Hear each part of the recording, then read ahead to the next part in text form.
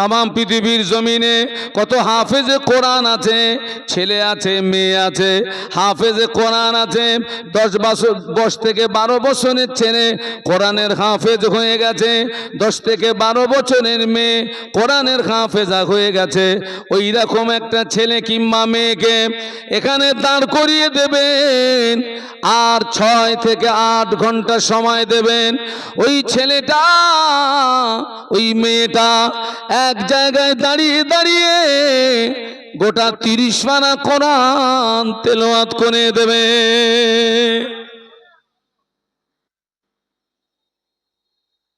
30। অতএব আমি আপনাদেরকে বলছি, সময়টা অত্যন্ত কঠিন সময়, কঠিন সময়। ঈমান ঠিক রাখা কঠিন। ঈমানের বাংলা মানে কি বলুন তো? ঈমানের বাংলা মানে কি? ঈমানের বাংলা মানে হচ্ছে বিশ্বাস। সবাই মিলে বলুন, ঈমানের বাংলা মানে কি বলেছি? বিশ্বাস। নবীর প্রতি বিশ্বাস, আল্লাহর প্রতি বিশ্বাস, কিয়ামতের প্রতি বিশ্বাস, হাসরের প্রতি বিশ্বাস, জান্নাত বিশ্বাস করা, জাহান্নাম বিশ্বাস করা। ওই রকম আমরা বিশ্বাস করি নবী দিবস উদযাপিত করা সওয়াবের কাজ, নেকির কাজ, বরকতের কাজ। একটু বলুন সুবহানাল্লাহ। আল্লাহ নবী মুসা আলাইহিস সালাম, আল্লাহ নবী মুসা আলাইহিস সালামের জমানায় আল্লাহ পাক একজন ব্যক্তিকে 200 বছর হায়াত দিলেন। হযরত মুসা সাল্লামের অনেক উম্মত 200, 300, 400, 450 বছর পর্যন্ত হায়াত পেয়েছে। কত বছর বলেছি বাবা? 200 বছর, 300 বছর, 400 বছর, 450 বছর হায়াত পেয়েছে। মুসা আলাইহিস সালামের জমানায় আল্লাহ পাক একজনকে 200 বছর হায়াত দিলেন। ওই লোকটা সব সময় গুনার কাজ করত। কিসের কাজ করত? গুনার কাজ। কওমের মানুষেরা তাকে ডেকে বলল, শোনো, তুমি যদি গুনার কাজ বন্ধ না করো, তোমার মরণের পরে আমরা তোমাকে গোসল দেব না, কাপনের কাপড় পরাবো না, আমরা তোমাকে দাফনও করব না।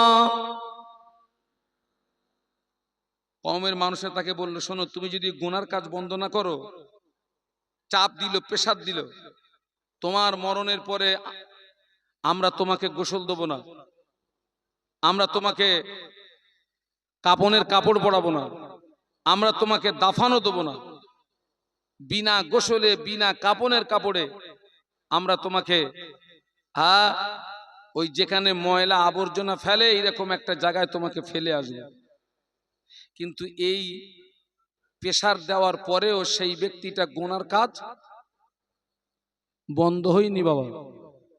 ওই মানুষটা মারা গেল। ওই মানুষটা মারা যাওয়ার পরে কওমের মানুষেরা তাকে গোসল না দিয়ে, কাপনের কাপড় না পরিয়ে, দাফন না করে ময়লা আবর্জনাতে ফেলে দিল, জীব জানোয়ার ছিঁড়ে ছিঁড়ে খা। তাই করলো তারা। একদিন অতিবাহিত হয়ে যায়, 2 দিন অতিবাহিত হয়ে গেল, 3 দিন অতিবাহিত হয়ে গেল। যারা লাশটাকে ফেলে দিয়ে এসেছিল তারা দেখে ওই লাশ জীব জানোয়ারের খাওয়া দূরে থাক, তখনও পর্যন্ত ওই লাশের শরীরে কোনো মশা এবং মাছি স্পর্শ করে নাই। ওই লাশের শরীর দিয়ে তখনও পর্যন্ত কোনো দুর্গন্ধ বার হয় না। একটু মহব্বতে বলবেন না? আশ্চর্য হয়ে গেল। মুসা আলাইহিস সালাম তুর পাহাড়ে গেলেন। আল্লাহ পাক বলে, মুসা, আমার ওই বান্দাকে কেন গোসল দিল না, কেন তাকে দাফন করলো না, কেন তাকে কবর দিল না? ও আমার নবী মুসা, যাও জমিনে চলে যাও, আমার এই বান্দাকে ময়লা আবর্জনা থেকে তুলে ওকে গোসল দিতে বলো, কাপনের কাপড় পরাতে বলো, ওকে সম্মানের সঙ্গে দাফন করতে বলো। আমি আল্লাহ পাক আমার ওই বান্দার উপরে খুশি হয়ে ওর 200 বছরের জীবনের গুনাহ আমি মাফ করে দিয়েছি। মুসা সাল্লাম বললেন, আল্লাহ কিসের কারণে, কিসের জন্য তার জীবনের গুনাহ মাফ করলে? আল্লাহ তুমি আমাকে বলো, তা না হলে আমি কওমের মানুষের কাছে জবাব দেব কি? আল্লাহ বলে, মুসা আমি তোমার উপরে তৌরাত নাজিল করেছি। একটু সুবহানাল্লাহ বলবেন, একটু মহব্বতে বলা যাবে? ও আমার নবী মুসা, আমি তোমার উপরে তৌরাত কিতাব নাজিল করেছি। ওই তৌরাত কিতাবের ভিতরে আখিরি জামানার নবীর পরিচয় বিদ্যমান। ওই তৌরাত কিতাবের ভিতরে বিশ্ব নবীর নামও বিদ্যমান। আমার ওই বান্দা তৌরাত কিতাব পড়ে, আমার বান্দা তৌরাত কিতাব পড়ে, আমার বান্দার নজরে আমার আখিরি জামানার নবীর নাম যেই না পড়ে যায়, আমার ওই বান্দা আর থাকতে পারে না। আমার হাবিবের নামের উপরে দুটো ঠোঁট দিয়ে মোহাব্বতের চুমা দেয়, ভালোবাসার চুমা দেয়, ইজ্জতের চুমা দেয়।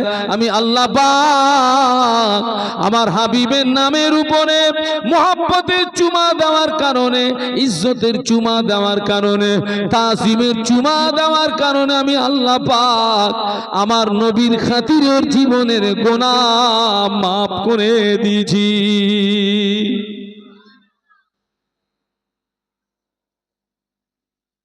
হাওয়া তো ওইদিকে যাচ্ছে, এই হাওয়া।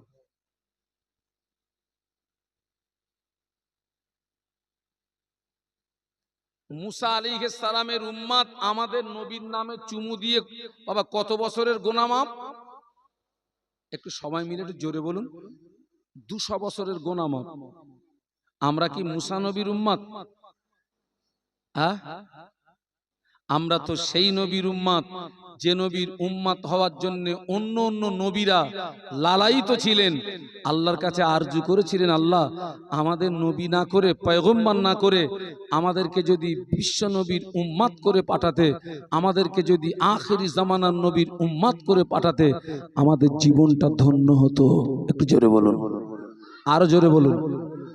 বিশ্ব নবীর ইজ্জতের খাতিরে বিশ্ব নবীর উম্মাত যতক্ষণ পর্যন্ত জান্নাতে না প্রবেশ করবে, অন্য নবীরাও ততক্ষণ জান্নাতে যেতে পারবে না। একটু জোরে বলুন। তাহলে আজকে আমরা যে নবী দিবস উদযাপিত করছি, মানে আমরা নবীর আগমনে আমরা আনন্দ প্রকাশ করছি, খুশি প্রকাশ করছি, দ্বীন শরীয়তের আলাপ আলোচনা করছি, সেই নবীর জীবন আদর্শ আলোচনা করছি। আল্লাহ আমাদেরকে সওয়াব দেবে না গোনা দেবে? একটু সবাই মিলে বলুন বাবা, খুব সাবধান। এই হচ্ছে সেই জমানা। অনেক টুপিওয়ালা আসবে, দাঁড়িওয়ালা আসবে, তসবিওয়ালা আসবে।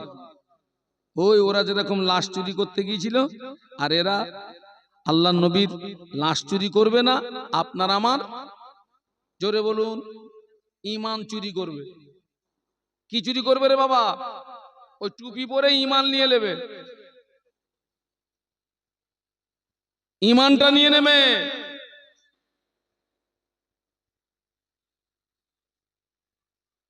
ফুরফুরা শরীফের মুজাদ্দেদে জামান দাদা হুজুর পীর কিবলা রহমাতুল্লাহ আলাইহির প্রধানতম খলিফা আল্লামা রুহুল আমিন রহমাতুল্লাহ আলাইহি, যিনি ছিলেন 18,000 হাদিসের হাফেজ, যিনি তাহাজ্জুদের নামাজ কোনদিন মক্কা শরীফ, কোনদিন মদিনা শরীফে তাহাজ্জুদের নামাজ পড়েছেন, বাড়ি এসেছেন। যে আল্লামা হুজুর ফুরফুরা শরীফে পীরের সঙ্গে সাক্ষাৎ করতে গেলে মুজাদ্দেদে জামান বসিরহাটের বড় মাওলানাকে দেখে দাঁড়িয়ে যেতেন। মুজাদ্দেদে জামান বলেছিলেন, বাবা আমি তোমাকে দেখে দাঁড়াই না, তোমাকে দেখে সম্মান করি না, আল্লাহ পাক তোমার সিনায় যে ইলম দিয়েছে, আমি আবু বকর ওই ইলমের তাজিমে দাঁড়িয়ে যাই। একটু জোরে বলুন সুবহানাল্লাহ। সেই আল্লামা হুজুর নবী দিবস উদযাপিত করা, আপনার নবী দিবসের পক্ষে সমর্থন করে তিনি একটা কিতাব লিখেছেন। ওই কিতাবটার নাম হচ্ছে মিলাদে মুস্তাফা। কোরআন হাদিসের দলিল দিয়ে তিনি আল্লামা হুজুর প্রমাণ করিয়ে দিয়েছেন নবী দিবস উদযাপিত করা সবের কাজ। একটু সুবহানাল্লাহ বলা যাবে? আর তুমি কোথাকার বিড়ি টানা মাল, আর তুমি আমার এসে বলতেছো ওটা বেদাত। ওসব মাল আমাদের কাছে আসে না, ও আপনাদের কাছে যায়। একটু দরুদ শরীফ আল্লাহুম্মা।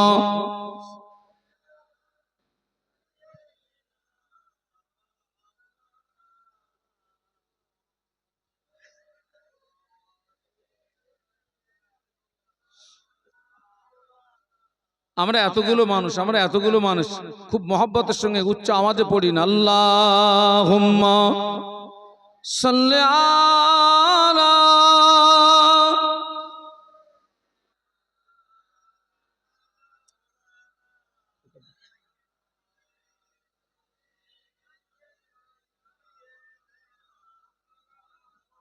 मेरे आँखों के पुतली में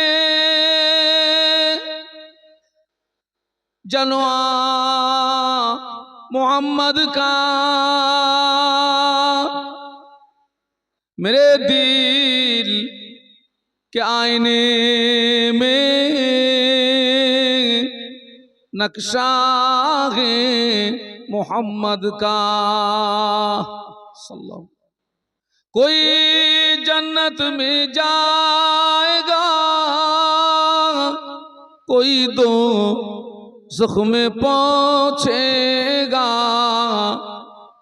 मदीने की तरफ दौड़ा दीवाना मोहम्मद का।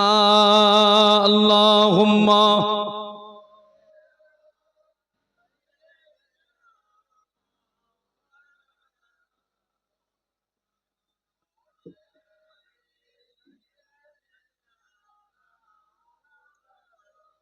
সকলে একটু জবান খুলে বলুন আল্লাহু আকবার। আপনাদের কষ্ট হচ্ছে নাকি? আর একটু জবান খুলে উচ্চ আওয়াজে বলুন আল্লাহু আকবার।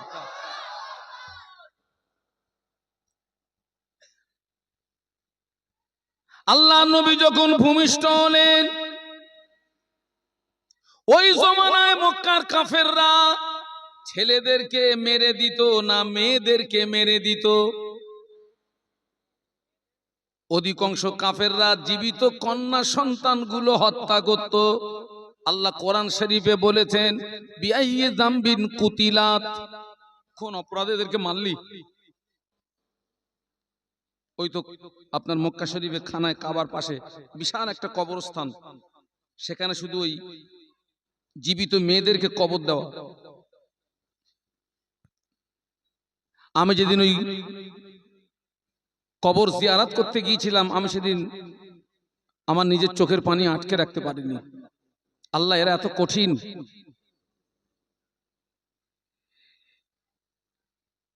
এদের দিল এত শক্ত। ওই জমানায় পুত্র সন্তান জন্ম নিলে তারা আনন্দ প্রকাশ করত, উল্লাস করত। তবে কন্যা সন্তান জন্ম নিলে তারা ওটাকে খারাপ মনে করত। ওই জমানায় নবী ভূমিষ্ঠ হলেন, রাসূলুল্লাহর আল্লাহর নবীর এই পয়দাইশের সংবাদটা আবু লাহাব ঈমানদার না কাফের? কাফের। সবাই মিলে বলুন তো, আবু লাহাব ঈমানদার না কাফের? যে আবু লাহাব সম্পর্কে আল্লাহ কোরআন নাজিল করেছেন, একটা সূরা নাজিল করেছেন, তাব্বাত ইয়াদা আবি লাহাবি ওয়া তাব, আছে না বাবা? আবু লাহাব স্পষ্ট কাফের। এবং আবু লাহাবের ঠিকানা কোথায়? জান্নাত না জাহান্নাম? জাহান্নাম। ওই আবু লাহাবের দাসী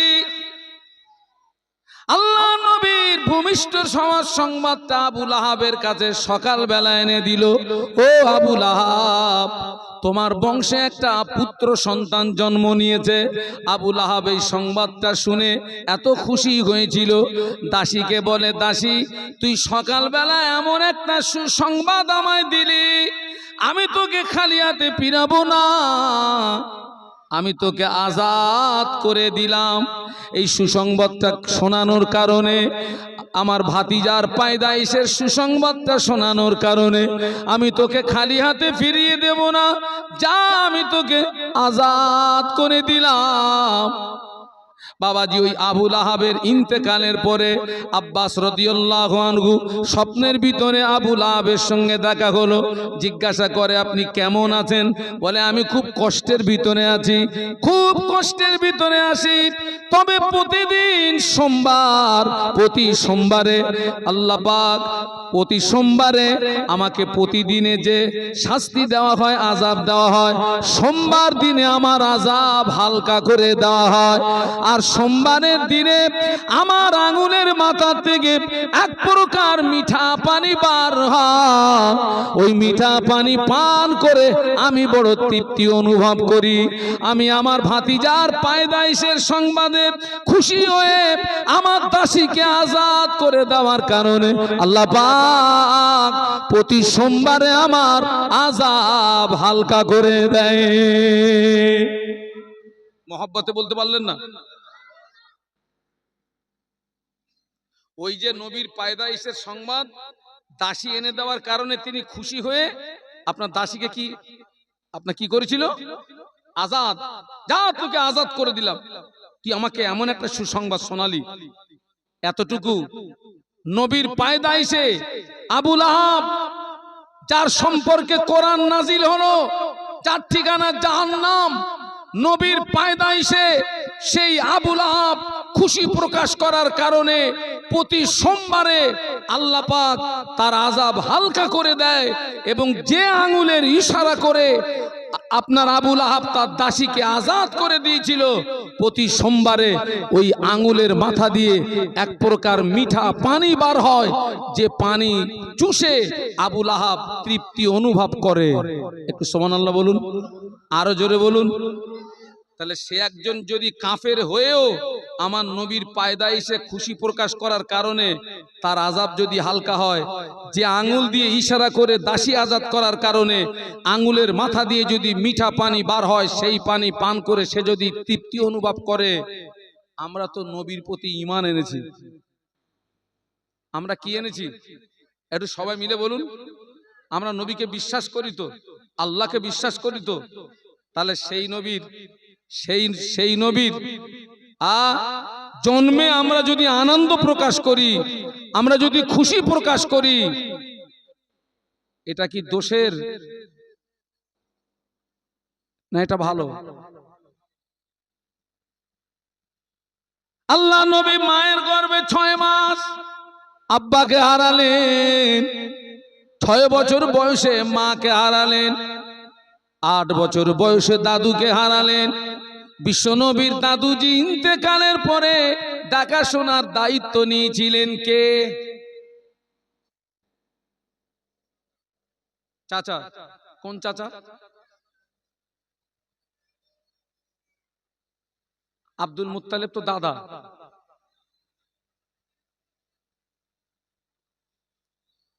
আবু তলেব। সবাই মিলে বলুন তো কোন চাচা? একটু জোরে বলেন। আবু তলেব। আবু তলেব আল্লাহ নবীকে আশ্রয় দিলেন। ওই আবু তলেব, ইসলাম প্রচারে আবু তলেবের যে অবদান আছে, আবু তলেব নবীকে যে ভালোবাসা দিয়েছিলেন, ওই ভালোবাসা যদি এক পাল্লায় রাখা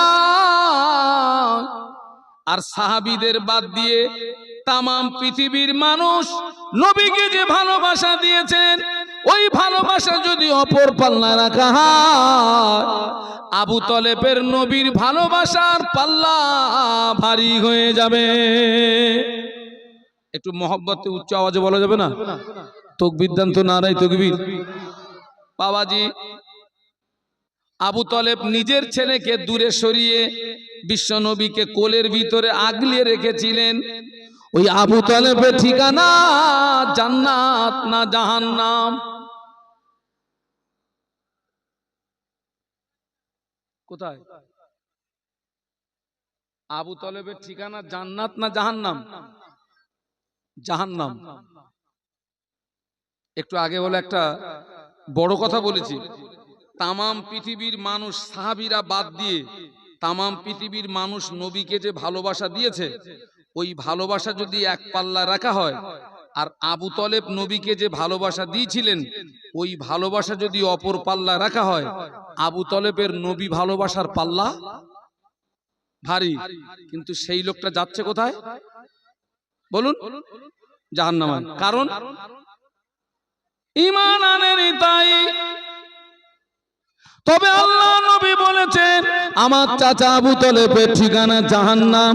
আল্লাহ পাক আমার চাচাকে জাহান্নামার সবচেয়ে ভারী শাস্তি দেবে না হালকা শাস্তি দেবে? সারা জীবন তো শুনেছেন আল্লাহ পাক আবু তলেবকে জাহান্নামের ভিতরে সবচেয়ে ভারী শাস্তি দেবে না সবচেয়ে হালকা শাস্তি দেবে?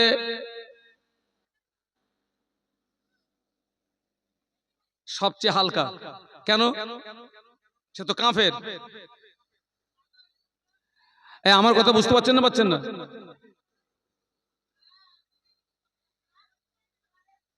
ওখানে কি হচ্ছে? মায়েরা, আমি তো আপনাদের এই মাহফিলে বহুবার এসেছি, মনে হয় আমি কথাটা আপনাদেরকে বলেছি, হয়তো আপনাদের স্মরণ নেই, যে কখনো পুরুষদের পাশে যেন মেয়েদের প্যান্ডেল না হয়। আমি বলেছি কমপক্ষে পুরুষদের প্যান্ডেলের থেকে মেয়েদের প্যান্ডেলের দূরত্ব থাকবে 8 কিলোমিটার। কতটা বলেছি? কথা বলেন না কেন আপনারা? মিনিমাম 8।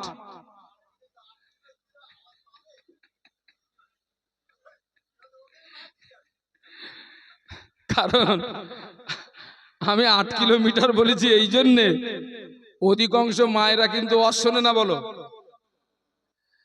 অধিকাংশ মায়েরা অশোনে না। ও অনেক দিন পর এক জায়গায় হয়েছে তো, সব সারা দুনিয়ার গল্প লেগে গেছে ওখানে। যেখানে 3 জন মহিলা থাকবে জানবেন ওটা ধর্মতলার 5 রাস্তার মোড়। আমার মায়েরা, আপনারা অস করেন, তবে আমরা চলে যাওয়ার পরে অস করবেন। এখন আমি অস করতেছি, আপনারা একটু শোনেন।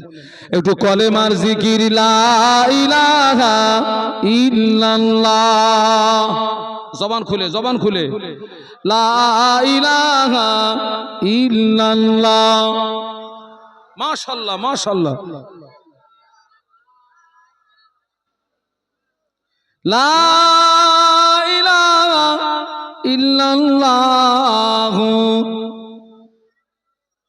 আমার সঙ্গে পড়েন, হাসবি রব্বি জাল্লাল্লাহ মাফি কলবি গায়রুল্লাহ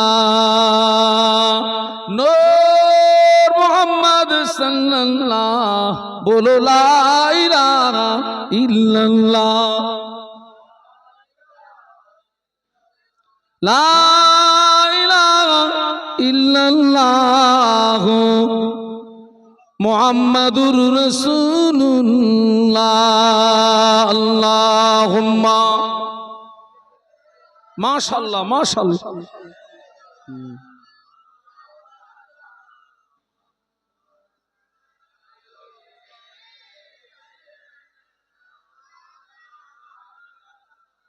ও আমার মায়েরা, ওই আবু তলেবের ঠিকানা জাহান্নাম। এবং আল্লাহ পাকের নবী বলছেন আল্লাহ পাক আমার চাচাকে সবচেয়ে হালকা শাস্তি দেবে। ওই শাস্তিটা হলো আবু তলেবের পায়ে 2টি জাহান্নামার জুতো পরিয়ে দেওয়া হবে। আবু তলেবের পায়ে 2টি জাহান্নামার জুতো পরিয়ে দেওয়ার কারণে আবু তলেবের মাথার গিনু টকবক করে ফুটতে থাকবে। আবু তলেবকে সবচেয়ে হালকা শাস্তি দেবে, এজন্য নবীকে ভালোবেসেছিল তাই। কিসের জন্য? একটু সবাই মিলে বলুন। আর নবীকে ভালোবেসেছিল তাই। ওই ঈমান আনেনি বলে জাহান্নাম।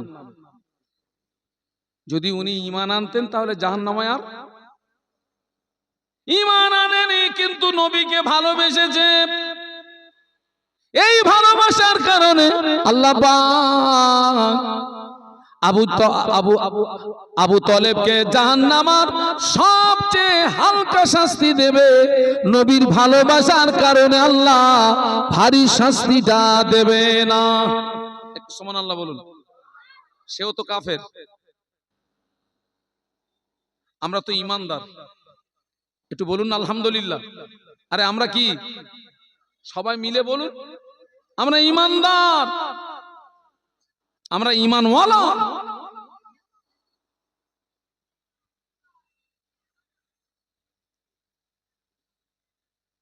আল্লাহ রাসূল বলেছেন, লা ইউমিনু আহাদুকুম হাত্তা আকুনা আহাব্বা ইলাইহি মিন ওয়ালিদিহি ওয়া ওয়ালাদিহি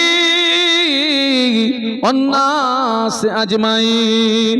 আল্লাহ নবী বললেন, তোমরা ততক্ষণ পূর্ণাঙ্গ মুসলমান হতে পারবে না যতক্ষণ না পর্যন্ত তোমার পিতা, তোমার সন্তান, সমস্ত মানুষ অপেক্ষা আমাকে না ভালোবাসবে।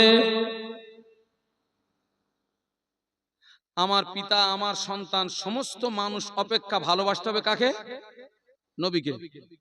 একজন সাহাবী বললেন, ইয়া রাসূলুল্লাহ, হুজুর কিয়ামত কবে হবে? সাহাবী নবীকে জিজ্ঞাসা করছেন, কি কবে হবে বাবা? কিয়ামত। মাতা সা ইয়া রাসূলুল্লাহ, ইয়া রাসূলুল্লাহ, ইয়া হাবিবাল্লাহ, হুজুর কিয়ামত কবে হবে? আল্লাহ নবী বললেন, ও বাবা সাহাবী, তুমি কিয়ামতের সংবাদ নিচ্ছ, কিয়ামতের খবর নিচ্ছ, কিয়ামতের জন্য কি অর্জন করেছো বলো, কিয়ামতের জন্য কি সঞ্চয় করেছো বলো। ওই সাহাবী জবাব দিয়েছিলেন, ইয়া রাসূলুল্লাহ, ইয়া হাবিবাল্লাহ, হুজুর আমি কিয়ামতের জন্য কিছুই সঞ্চয় করতে পারিনি, তবে আমি আল্লাহ আল্লাহর রাসূলকে ভালোবেসেছি। একটু মহব্বতে বলা যায় না?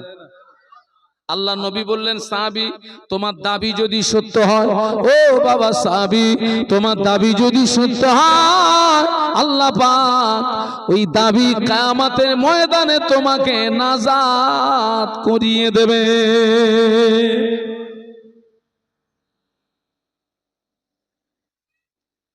আমরা নবীকে ভালোবাসি, তাই আমরা নবী দিবস বলুন বলুন আমরা উদযাপিত করি।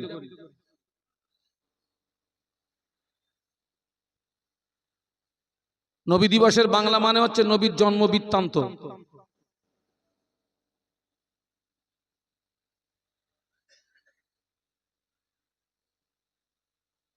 খুব সাবধান, খুব হুঁশিয়ার।